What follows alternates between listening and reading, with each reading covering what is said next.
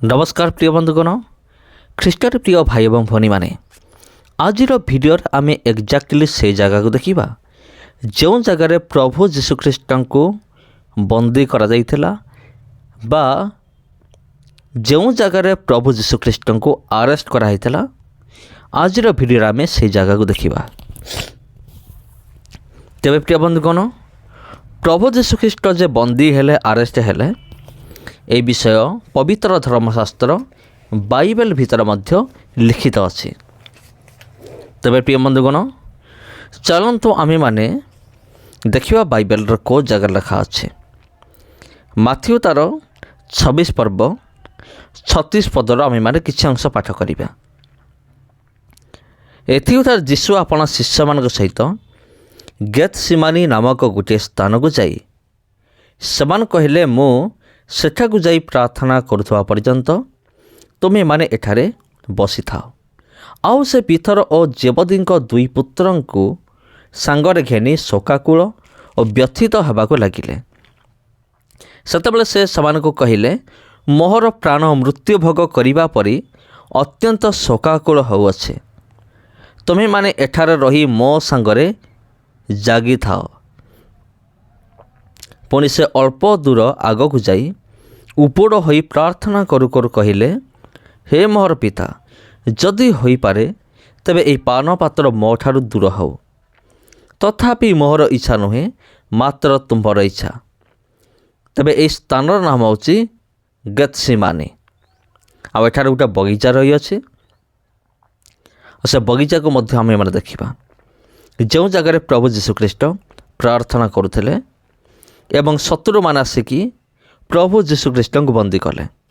40 पद आउ से शिष्य मान निकट को आसी समान को निद्रित देखिले और पितर कहिले तुमे माने कि मो सांगरे दंडे हेले जागी पारिल नाही परीक्षार जेपरी न पड़ एथिपाई जागी रही प्रार्थना कर। आत्मा इच्छुक सत्य मात्र शरीर दुर्बल। पुनर्बार से द्वितीय थर जाई प्रार्थना करी कहिले हे मोहर पिता पान न कले एही पात्र जदि मो ठारू दूर होई न पारे तेबे तुमर इच्छा सफल हो। पुणी से आसी पुनर्बार समान को निद्रित देखिले कारण समान को आखि मारी पड़ुथला। सेथिरे से समान को परित्याग करी पुनर्बार जाई आउ थरे सही कथा कही तृतीय थर प्रार्थना कले। पर से शिष्य मान निकट को आसी समान को कहिले अल्प क्षण शयन करी विश्राम कर। वर्तमान आपण जोटा देखुचंती या होची गेतसेमानी बगीचा तार बाहर अंश आपण देखुचंती किंतु अल्प समय परे आमे तार भीतर पाख मध्य आमे मारे देखिबा। देख सही समय सन्निकट हेलानी पुणी मनुष्य पुत्र पापी मानक हस्तरे समर्पित हेउअछंती। उठ आम्भे माने जीवा देख जे मते शत्रु हस्तरे समर्पण करुअछि से निकटवर्ती। से कथा कहतुबा समय देख द्वादशंक मध्यर जिहुदा नामक जने एवं ताहा सहित प्रधान याजक और लोक मानकर प्राचीन वर्गंक ठारू प्रेरित बहु संख्यक लोक खड्ग और जष्टि धरी आसिले। आउ सेमान को शत्रु हस्तरे समर्पणकारी सेमान को यही संकेत देई कहितला मु जहाँ को ये देखंतु एटी कौन कौन सब मना अच्छे एटी आपण टोपी पिंधि जाई परिबेनी कि भितर कौन से एक्सप्लेनेशन करि परिबेनी। No explanation inside the church. एटा गोटे चर्च ये आपण टोपी पिंधि जाई परिबे नाही मना अच्छे आ भितर आपण कथबार्ता हो पारिबे नाही। तबे एटा होची गोटे चर्च देखंतु तापर हम कंटिन्यू करिबा। एटा होची आज्ञा गेतसेमानी बगीचार भीतर पाख आपण देखंतु आउ एठी जो गछ गुडी को आपण देखुचंती आउ ये होची 2000 वर्ष पुराना गछ। ये आपण को हयतो विश्वास लागिबो नाही किंतु प्रिय बंधुगण मु आपण को सत कहूची एई गछर आयुष होची 2000 वर्षर अधिक। ଜଣେ ଏକ୍ସପ୍ଲେନ୍ କରୁଥିଲେ 2500 ବର୍ଷ। ସେ ଯାହା ବି ହେଉ, ଏଇଟା ଲେଖା ହେଉଛି ଗେତ୍ସେମନେ ବଗିଚା ବିଷୟରେ। ମୁଁ ଯାହାଙ୍କୁ ଚୁମ୍ବନ କରିବି, ମାନେ ଯିଏ ତାଙ୍କୁ ଧରେଇବ, ଅର୍ଥାତ୍ ତା ନାଁ ହେଉଛି ଇସ୍କରିୟୋତ ଯିହୁଦା। ସେ କହିଥିଲା ମୁଁ ଯାହାଙ୍କୁ ଚୁମ୍ବନ କରିବି ସେ ସେହି ତାହାଙ୍କୁ ଧରିବ। 49 ଆଉ ସେ ସେହି କ୍ଷଣି ଯୀଶୁଙ୍କ ନିକଟକୁ ଆସି ହେ ଗୁରୁ ନମସ୍କାର ଏହା କହି ତାଙ୍କୁ ବହୁତ ଚୁମ୍ବନ କଲା। କିନ୍ତୁ ଯୀଶୁ ତାହାଙ୍କୁ କହିଲେ, ହେ ବନ୍ଧୁ, ଯାହା କରିବା ନିମନ୍ତେ ଆସିଅଛ ତାହା କର। ସେଥିରେ ସେମାନେ ପାଖକୁ ଆସି ଯୀଶୁଙ୍କ ଉପରେ ହାତ ପକାଇ ତାହାଙ୍କୁ ଧରିଲେ। ଆଉ ଦେଖ, ଯୀଶୁଙ୍କ ସାଙ୍ଗରେ ଥିବା ଲୋକଙ୍କ ମଧ୍ୟରୁ ଜଣେ ହାତ ବଢ଼ାଇ ଖଣ୍ଡା ବାହାର କଲେ ଏବଂ ମହାଯାଜକଙ୍କର ଦାସକୁ ଆଘାତ କରି ତାର କାନ କାଟି ପକାଇଲେ। ଏ ବ୍ୟକ୍ତି ଜଣକ ହେଉଛନ୍ତି ପିତର। ସେତେବେଳେ ଯୀଶୁ ତାହାଙ୍କୁ କହିଲେ, ତୁମର ଖଡ଼୍ଗ ପୁନର୍ବାର ସ୍ୱସ୍ଥାନରେ ରଖ, କାରଣ ଯେଉଁମାନେ ଖଡ଼୍ଗ ଧାରଣ କରନ୍ତି ସେମାନେ ଖଡ଼୍ଗ ଦ୍ୱାରା ବିନଷ୍ଟ ହେବେ।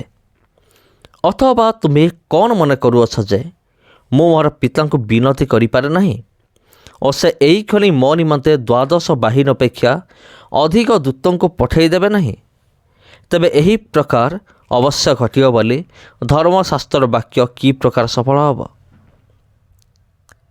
ସେହି ସମୟରେ ଯୀଶୁ ଲୋକ ସମୂହକୁ କହିଲେ, ଡକାୟତ ବିରୁଦ୍ଧରେ ବାହାରିବା ପରି ଖଣ୍ଡା ଓ ଠେଙ୍ଗା ଘେନି ତୁମେମାନେ କ'ଣ ମୋତେ ଧରିବାକୁ ଆସିଲ? ମୁଁ ପ୍ରତିଦିନ ମନ୍ଦିରରେ ବସି ଶିକ୍ଷା ଦେଉଥିଲି, କିନ୍ତୁ ତୁମେମାନେ ମୋତେ ଧରିଲ ନାହିଁ। ମାତ୍ର ଭାବବାଦୀମାନଙ୍କ ଧର୍ମଶାସ୍ତ୍ର ଯେପରି ସଫଳ ହୁଏ ସେଥି ନିମନ୍ତେ ଏହି ସମସ୍ତ ଘଟିଅଛି। ସେତେବେଳେ ଶିଷ୍ୟମାନେ ସମସ୍ତେ ତାଙ୍କୁ ଛାଡ଼ି ପଳାଇଗଲେ। ତେବେ ଖ୍ରୀଷ୍ଟିଆନ ପ୍ରିୟ ଭାଇ ଭଉଣୀମାନେ, ଆପଣ ଦେଖିଲେ ଗେତ୍ସେମନେ ବଗିଚା, ଆଉ ଏଠାରେ ଥିବା ଗଛ ଗୁଡ଼ିକ ମଧ୍ୟ ଆପଣ ଦେଖିଲେ। ତେବେ ଏଠି କି ଗଛ ରହିଅଛି? ଏ ସମସ୍ତ ଗଛ ହେଉଛି ଜିତ ଗଛ ବା ଜିତ ବୃକ୍ଷ, ଯାହାକୁ ଇଂରାଜୀରେ ଅଲିଭ୍ ଟ୍ରି ବୋଲି କୁହାଯାଏ। ଆଉ ଏ ଅଲିଭ୍ ଟ୍ରିରୁ ବା ଅଲିଭ୍ ଗଛର ଫଳର ମଞ୍ଜିରୁ ତିଆରି ହୁଏ ଅଲିଭ୍ ତେଲ ବା ଜିତ ତେଲ ବୋଲି ଆପଣ କହିପାରିବେ, ଯାହାର ମୂଲ୍ୟ ହେଉଛି ବହୁତ।